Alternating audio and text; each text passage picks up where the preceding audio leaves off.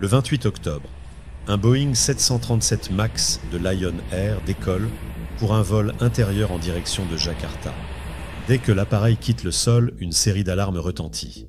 La plus marquante est celle du vibreur de manche. Un signal sonore fort qui indique à l'équipage que l'avion vole avec une incidence trop élevée, risquant ainsi un décrochage. Mais les pilotes savent que cette alarme est erronée. Les paramètres de puissance et de vitesse sont corrects, ce qui leur permet de comprendre rapidement qu'il y a un dysfonctionnement au niveau de la sonde d'angle d'attaque qui venait d'être remplacée. Cette sonde permet de mesurer l'angle entre le profil aérodynamique de l'avion et le vent relatif.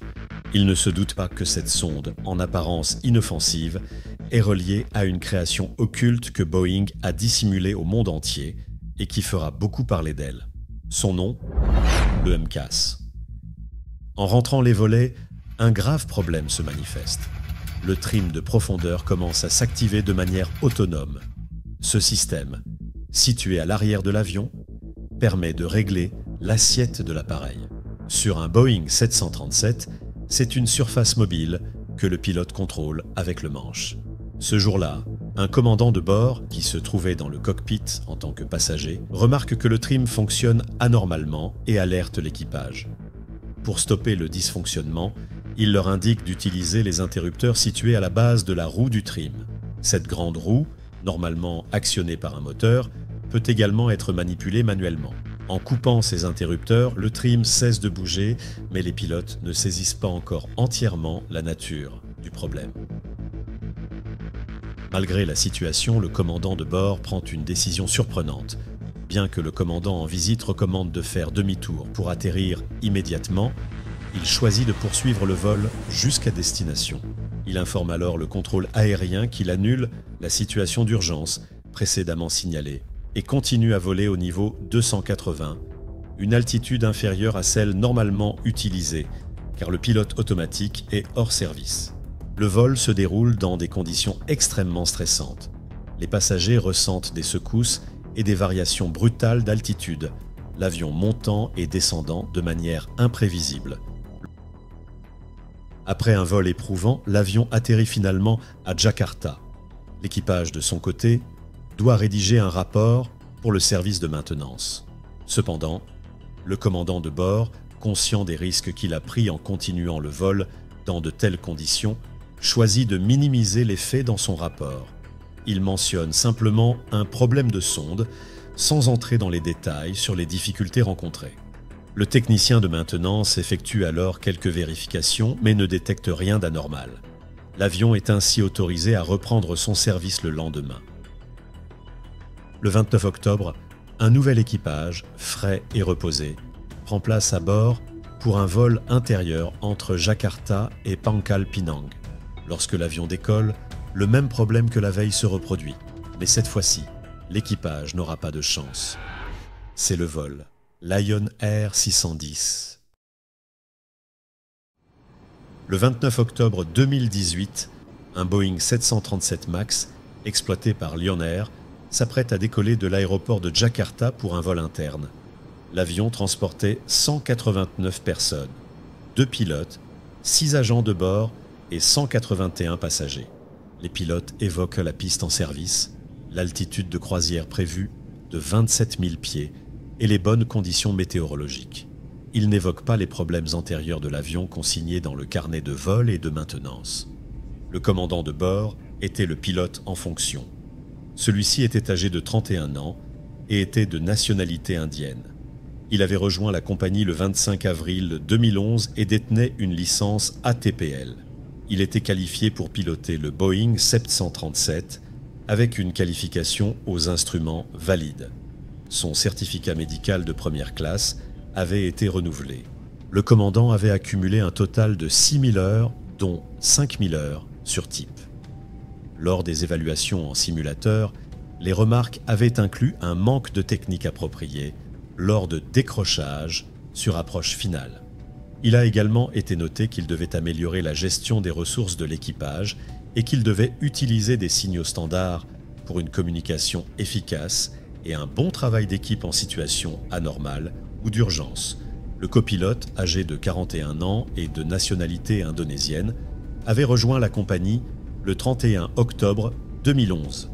Il détenait une licence CPL et était également qualifié pour piloter le Boeing 737 avec une qualification aux instruments valides.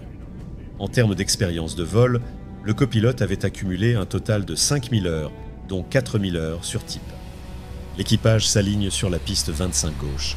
2 minutes plus tard, les moteurs atteignent leur pleine puissance et l'avion décolle.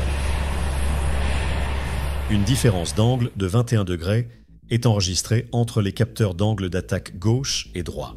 Le directeur de vol du commandant affiche une inclinaison vers le bas, tandis que celui du copilote indique une inclinaison vers le haut. Quelques secondes plus tard, les écrans de vol affichent une vitesse d'environ 140 nœuds. Un indicateur de vitesse basse apparaît sur l'écran du commandant au moment où les roues de l'avion quittent le sol.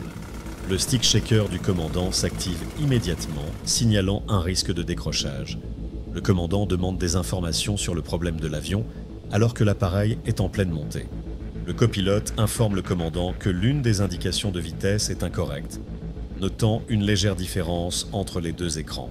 Il propose alors de retourner à l'aéroport, mais le commandant ne répond pas. Le train d'atterrissage est rentré et le contrôleur de la tour demande à l'équipage de changer de fréquence. Un nouveau problème survient. Une différence d'altitude apparaît entre les deux écrans de vol. Une différence de 300 pieds est enregistrée entre l'altitude indiquée du commandant et du copilote. Le contrôleur confirme que l'avion est identifié sur le radar et demande à l'équipage de monter à leur altitude de croisière. Le copilote demande au contrôleur de confirmer l'altitude de l'avion affichée sur son radar.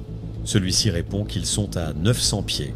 Le commandant demande alors au copilote d'exécuter les checklists de mémoire pour une vitesse de vol non fiable, mais le copilote ne répond pas. Alors que l'avion commence un virage à gauche, les altimètres indiquent des altitudes légèrement différentes. Le copilote informe le contrôleur d'un problème de commande de vol et demande à celui-ci un point de maintien. Elle est refusée. Le copilote propose de reconfigurer les volets en position 1, ce que le commandant accepte. 10 secondes plus tard, le commandant demande au copilote de prendre le contrôle, mais ce dernier n'est pas prêt. Le contrôleur remarque que l'avion perd de l'altitude et demande l'altitude actuelle. L'équipage confirme être à environ 1600 pieds. Le copilote continue la reconfiguration des volets avec l'accord du commandant. La vitesse augmente alors rapidement, atteignant environ 250 nœuds. Ne se rappelant plus de l'altitude à viser, le copilote vérifie avec le commandant qui lui indique 5000 pieds. Le contrôleur demande ensuite un virage à gauche vers le cap 050. À 23h22, une alerte Bank angle retentit dans le cockpit, signalant un angle excessif lors du virage. L'avion atteint brièvement une inclinaison de 35 degrés. Le trim automatique à piquer s'active brièvement, poussant l'avion vers le bas. Quelques secondes plus tard, le commandant demande au copilote de sélectionner les volets en position 1, ce qu'il fait. Le trim électrique remonte légèrement le nez de l'avion. Le copilote demande alors au contrôleur la vitesse affichée sur son radar. Le contrôleur indique une vitesse sol de 322 nœuds, alors que les instruments à bord montrent environ 310 nœuds. À 23h23, l'équipage sélectionne les volets 5 et le commandant tente de compenser en cabrant légèrement l'avion.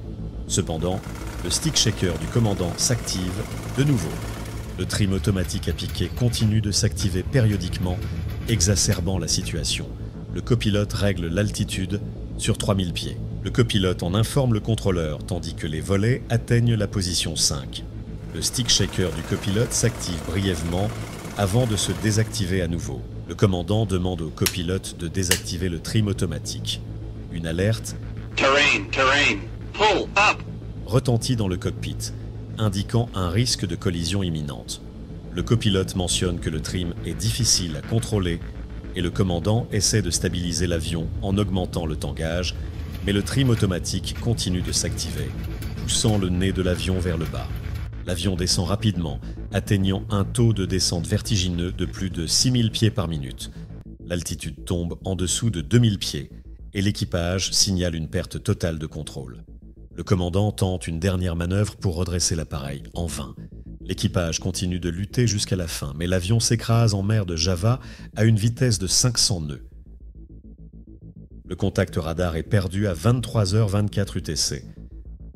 Il s'agit du premier accident majeur impliquant un Boeing 737 MAX et le plus meurtrier impliquant un 737. C'est également la deuxième catastrophe aérienne, la plus meurtrière survenue en Indonésie, ainsi que la pire, impliquant un appareil de Lion Air. À ce stade, l'enquête du vol Lion Air 610 est encore en cours et le terme MCAS n'apparaît même pas dans le rapport préliminaire car, à part quelques initiés de chez Boeing, personne n'est au courant de son existence. L'enquête suit son cours lorsque quelques mois plus tard, le 10 mars 2019, le vol Ethiopian Airlines 302 s'apprête à décoller à destination de Nairobi, au Kenya. L'avion est un Boeing 737 MAX flambant neuf, ayant été livré à la compagnie seulement quelques mois auparavant. Il était propulsé par 2 moteurs turbofan LEAP fabriqués par CFM International. L'avion avait accumulé un peu plus de 1000 heures de vol avec un total de 382 rotations. L'avion a rencontré des défauts du système de contrôle de vol et divers problèmes électriques. Les problèmes de contrôle de vol ont commencé à se produire quelques jours après sa livraison. Les rapports des pilotes comprenaient des fluctuations temporaires de la vitesse verticale et de l'altitude, ainsi qu'un rapport indiquant que l'avion effectuait un roulis pendant le fonctionnement du pilote automatique et que l'indication de l'altitude et de la vitesse verticale sur l'écran de vol principal montrait des indications erratiques et exagérées. À bord, 157 personnes, dont 8 membres d'équipage. C'est un vol de routine de moins de 2 heures. Les conditions météorologiques sont claires, avec un ciel dégagé et une légère brise. Le commandant de bord avait 29 ans.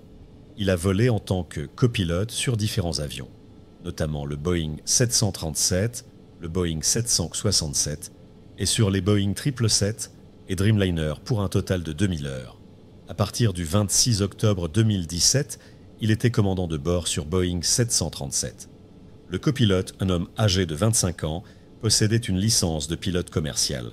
Il totalisait 360 heures de vol, dont 200 heures sur les Boeing 737, 700, 737, 800 et 737 MAX. Peu après 8h30, l'avion quitte la porte d'embarquement et roule vers la piste 07 droite. À 8h36, il est en position et attend environ 1 minute. À 8h37, le vol 302 reçoit l'autorisation de décoller et l'avion commence à accélérer. À 8h38 et 34 secondes, l'avion décolle. L'avion n'a même pas encore atteint le bout de la piste. Les pilotes ne le remarquent pas immédiatement, mais les 2 capteurs d'angle d'attaque commencent à diverger, déclenchant une alerte sur le tableau de bord. Le capteur côté commandant de bord, à gauche, donne une indication erronée. Tout d'abord, en diminuant d'environ 15 degrés, il chute à 11 degrés avant de passer rapidement à 35 degrés, puis monte en flèche à 75 degrés en moins d'1 seconde. Dans une situation étrangement similaire à celle du vol Lion Air, le capteur d'angle d'attaque défaillant déclenche une série de réactions immédiates. Le stick shaker, l'alerte de décrochage, s'active uniquement du côté du commandant de bord, tout comme dans le cas du vol Lion Air. Les indications de vitesse et d'altitude sur les écrans des pilotes deviennent incohérentes, les 2 côtés ne s'accordant plus, ce qui coïncide avec la défaillance du capteur d'angle d'attaque. Les enregistrements des données de vol montrent clairement l'impact immédiat du capteur défaillant sur d'autres paramètres. Lorsque le capteur d'angle d'attaque gauche atteint une valeur élevée de 75 degrés, le commandant réagit en abaissant le nez de l'avion, ce qui est la réponse instinctive normale lorsque l'alerte de décrochage s'active. Les pilotes tentent à plusieurs reprises d'activer le pilote automatique, mais ils se déconnectent immédiatement. Ils réussissent néanmoins à le réengager. Le commandant essaye d'appliquer les directives émises après la catastrophe du vol Lion Air, croyant que le problème disparaîtrait si le pilote automatique était activé. Le vol Ethiopian Airlines 302 est en l'air depuis environ 1 minute. Jusqu'à présent, les pilotes ont réussi à garder le contrôle de l'appareil. Les pilotes signalent au sol qu'ils rencontrent un problème avec les commandes de vol. Le commandant de bord réagit immédiatement en appliquant un trim à cabret. Suivant les procédures du manuel de vol concernant un runaway trim, il bascule les interrupteurs du compensateur de stabilisateur en position de coupure permettant ainsi au commandant de reprendre le contrôle de l'avion, qui commence à remonter. Malgré cela, la situation reste critique. Avec le compensateur désactivé, ajuster le trim devient un processus manuel exigeant, nécessitant la force combinée des deux pilotes pour tirer sur le manche et manipuler la roue de trim afin de redresser l'avion. De plus, la vitesse élevée de l'avion complique encore les choses. En raison du capteur d'angle d'attaque défaillant, l'automanette ne réduit pas la puissance des moteurs comme elle aurait dû le faire après le décollage, ce qui conduit l'avion à entrer en survitesse, rendant le contrôle manuel du stabilisateur encore plus ardu. Pendant 2 minutes, les pilotes luttent pour maintenir le contrôle de l'avion, tandis que leurs efforts et leur épuisement sont captés par l'enregistreur de voix du cockpit. Le commandant tente d'évaluer la situation et de comprendre l'origine du problème.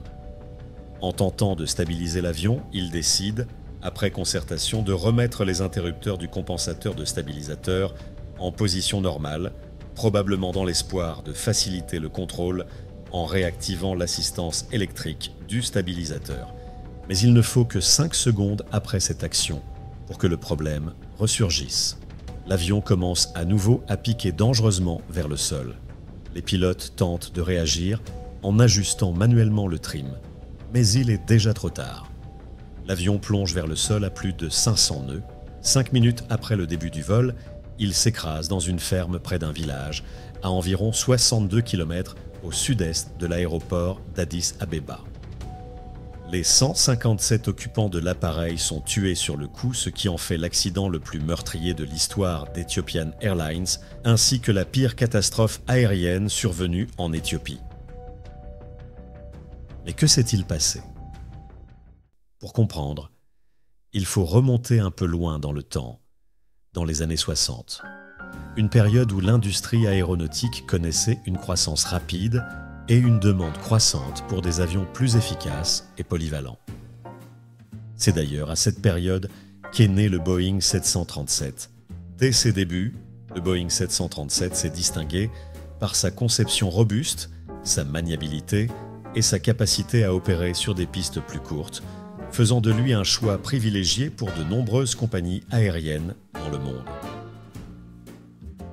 Au fil des décennies, le 737 a évolué à travers plusieurs variantes, chacune apportant des améliorations en termes de performance, de confort et de sécurité.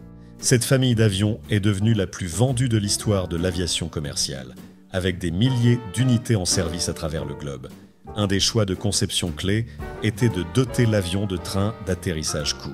Ce design permettait aux passagers d'embarquer plus facilement via des escaliers intégrés à l'avion, une nécessité à une époque où de nombreux aéroports n'étaient pas équipés de passerelles. De plus, ces trains d'atterrissage bas facilitaient le chargement des marchandises et des bagages, rendant l'avion particulièrement pratique pour les opérations sur des aéroports moins développés. En 2008, CFM International a introduit le moteur LEAP, un moteur révolutionnaire qui offrait une réduction de la consommation de carburant de 20%. Les compagnies le voulaient, Boeing devait leur donner. C'est de là qu'est né le Boeing 737 MAX. Ce moteur représentait une avancée majeure, mais sa taille posait un problème. Contrairement aux avions Airbus A320, conçus pour s'adapter aux infrastructures modernes avec un fuselage plus haut, le Boeing 737, bien plus ancien, se caractérisait par une hauteur réduite. Cette configuration basse, héritée des années 60, était idéale à l'époque pour faciliter l'embarquement des passagers et le chargement des marchandises. Mais elle est devenue un obstacle lorsqu'il s'est agi d'intégrer le nouveau moteur LEAP. Chez Airbus, l'installation des moteurs LEAP sur l'A320 n'a posé aucune difficulté majeure. Mais chez Boeing, la situation était différente. Pour équiper le 737 MAX de ses moteurs plus grands, Boeing a dû agir rapidement. La véritable raison d'être du 737 MAX résidait dans l'intégration du moteur LEAP, une exigence pressante des compagnies aériennes qui commençaient à se tourner vers Airbus. Pour adapter le 737 à ces nouveaux moteurs, Boeing a dû allonger les trains d'atterrissage de 20 cm, ainsi que repositionner les moteurs plus haut et légèrement plus en avant sur les ailes. Cependant, cette solution technique a introduit de nouveaux problèmes aérodynamiques. Le changement du centre de gravité de l'avion a rendu le 737 MAX plus sujet à des cabrages excessifs, en particulier à basse vitesse ou lors de situations critiques comme les remises de gaz. Dans ces circonstances, l'avion risquait un décrochage, une situation extrêmement dangereuse. Pour résoudre ce problème, Boeing a introduit le MCAS, Maneuvering Characteristics Augmentation System, une technologie déjà utilisée sur le KC-46A, un avion ravitailleur militaire. Toutefois, alors que sur l'avion ravitailleur de Boeing, le MCAS servait à éviter le décrochage à haute vitesse, sur le 737 MAX, il avait pour mission de contrer les effets indésirables des nouveaux moteurs lors des phases critiques de vol à basse vitesse. Le fonctionnement du MCAS est le suivant. Tout d'abord, pour que le MCAS soit actif, il doit réunir 3 conditions. Le pilote automatique doit être désactivé, les volets doivent être rentrés et enfin, l'angle d'attaque de l'avion doit être élevé. La palette du capteur peut pivoter librement pour s'aligner avec le vent relatif. Le capteur mesure ensuite l'angle formé par cette palette par rapport à la référence horizontale de l'avion. Ces palettes doivent être calibrées avant d'être montées sur l'avion. Elles demandent donc de la maintenance. Boeing a choisi de ne pas informer la FAA et les compagnies aériennes de l'existence du MCAS sur le 737 MAX. L'objectif était double, obtenir la certification du 737 MAX sans susciter de nouvelles exigences réglementaires et éviter aux compagnies aériennes des coûts de formation supplémentaires pour les pilotes, ce qui aurait rendu le 737 MAX moins compétitif face à l'A320 d'Airbus. Pour camoufler encore davantage le MCAS, Boeing l'a intégré dans le Speed Trim System, un système déjà présent sur les anciens modèles de 737 qui ajuste automatiquement les stabilisateurs en fonction des conditions de vol. Pourtant, le MCAS est une technologie à part entière. En cachant cette technologie derrière un système existant, Boeing a réussi à maintenir l'illusion d'une continuité avec les modèles précédents, tout en masquant les véritables modifications apportées à l'avion. Mais dans les 2 cas que nous venons de voir, seule une sonde était défaillante. Mais alors, comment se fait-il que personne ne l'ait remarqué avant le drame et pourquoi l'autre sonde n'a-t-elle pas pris le contrôle? Durant cette période, pour que l'indication d'angle d'attaque s'affiche dans le cockpit, les compagnies devaient payer l'option chez Boeing. Mais ce n'est pas tout. La cause principale de cette tragédie réside dans l'activation répétée et non commandée du système MCAS, déclenchée par une erreur d'un unique capteur d'angle d'attaque. Il y a 2 ordinateurs de contrôle de vol sur le 737 MAX, mais un seul est actif à chaque vol. L'ordinateur de contrôle de vol actif change entre les vols, en commençant par le premier ordinateur de contrôle. Le premier vol sera géré par le premier ordinateur, le deuxième vol sera géré par le deuxième ordinateur, le troisième par le premier, et ainsi de suite. Si une défaillance survient dans la sonde d'angle d'attaque gauche ou si elle affiche une valeur erronée lors du premier vol de la journée, cela déclenchera le MCAS, comme ce fut le cas dans les 2 vols accidentés. Si le défaut avait concerné la sonde droite lors du premier vol de la journée, il aurait affecté les instruments de vol du premier officier sans déclencher le MCAS, car le premier ordinateur de contrôle était en service. Ce dysfonctionnement a provoqué une descente incontrôlable de l'avion, aboutissant à une issue fatale. L'élément central de cette catastrophe était la dépendance à un seul capteur pour déterminer l'angle d'attaque critique, un choix critiqué par les ingénieurs de Boeing dès 2015. Ce capteur, s'il fournissait des données erronées, pouvait déclencher des actions automatiques répétées et dangereuses, sans que les pilotes ne comprennent pourquoi leur avion réagissait ainsi. Cela allait à l'encontre d'un principe de base en aéronautique qui est la redondance. Mais alors, vous vous demandez sans doute comment se fait-il que les vitesses et altitudes indiquées étaient différentes d'un écran à l'autre. Les informations de vitesse et d'altitude proviennent de capteurs comme les tubes de Pitot et les ports statiques, qui sont convertis en signaux électriques par les modules de données. Si les données d'angle d'attaque sont erronées, cette erreur affectera la vitesse et l'altitude affichées sur le côté associées à ce capteur en raison de la correction d'erreurs de source statique. Dans le cas du vol Ethiopian Airlines par exemple, Cette différence s'est manifestée par une divergence de vitesse d'environ 25 nœuds et une différence d'altitude atteignant 1250 pieds. Ces erreurs n'ont pas seulement semé la confusion chez les pilotes, mais elles ont également contribué à l'activation du MCAS. Plusieurs facteurs ont contribué à cet accident: la dépendance du MCAS à un seul capteur, l'absence d'évaluation complète des risques liés à une activation non commandée du système, et une formation des pilotes insuffisante qui ne couvrait pas adéquatement le fonctionnement du MCAS. De plus, les procédures fournies aux équipages étaient incomplètes, ce qui a conduit à une confusion accrue en situation d'urgence. En réponse à ces défaillances, des améliorations significatives ont été recommandées, notamment la révision de la conception du MCAS, l'amélioration des procédures de formation et la prise en compte de toutes les alertes potentielles dans la conception des systèmes. Les conséquences pour le Boeing 737 MAX ont été significatives et ont eu un impact profond sur l'industrie de l'aviation. Après l'accident, les régulateurs du monde entier ont rapidement décidé d'immobiliser tous les Boeing 737 MAX. Cette immobilisation globale a duré près de 2 ans, pendant laquelle les avions ont été interdits de vol jusqu'à ce que des modifications soient apportées. Boeing a été contraint de revoir en profondeur le design du 737 MAX, en particulier le système MCAS. Des modifications ont été apportées pour intégrer des données provenant de 2 capteurs d'angle d'attaque au lieu d'un seul, limiter l'autorité du MCAS et améliorer les systèmes d'alerte pour les pilotes. Les régulateurs, notamment la FAA aux États-Unis, ont été vivement critiqués pour leur gestion initiale de la certification du 737 MAX. À la suite de l'accident, des réformes ont été entreprises pour améliorer les processus de certification des avions. Ce n'est qu'à la fin de 2020 que le 737 MAX a été autorisé à reprendre progressivement les vols commerciaux, après que Boeing ait effectué les modifications nécessaires et que les régulateurs aient validé les mises à jour. La reprise des vols a été accompagnée d'une intense surveillance et de conditions strictes. Ces événements ont entraîné des pertes financières massives pour Boeing, estimées à plusieurs milliards de dollars en coûts directs et indirects.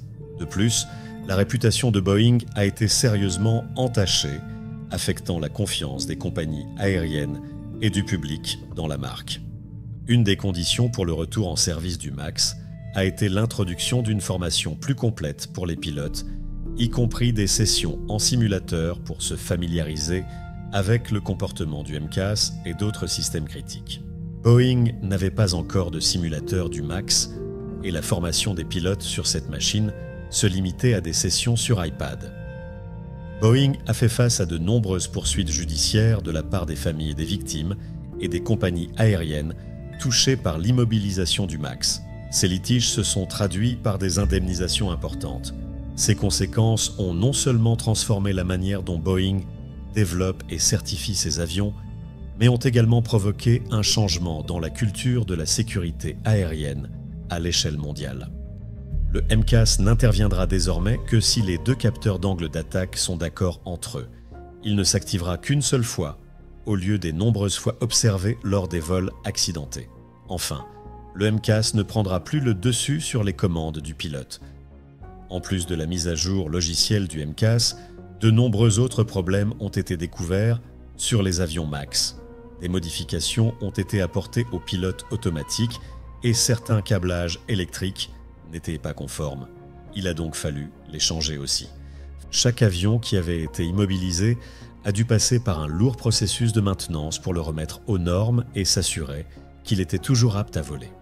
En supprimant la manière dont le MCAS réagissait à la défaillance d'un capteur en particulier et en concevant des dispositifs de sécurité empêchant le MCAS de faire s'écraser l'avion comme auparavant, la sécurité de l'avion a été considérablement améliorée, réduisant la possibilité d'un autre accident de ce type à pratiquement zéro.